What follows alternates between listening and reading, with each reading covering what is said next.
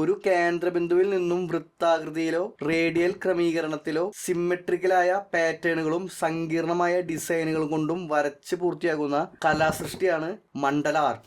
ഈ ചുമരിൽ കാണുന്നത് ഞാൻ പണ്ട് വരച്ച മണ്ഡല ആർട്ടാണ്. ഇത്തരം ആർട്ടുകൾക്ക് സ്ഥിരമായി നിശ്ചയിച്ചു വെച്ചിട്ടുള്ള പാറ്റേണുകളോ ഡിസൈനുകളോ ഒന്നും തന്നെ ഇല്ല.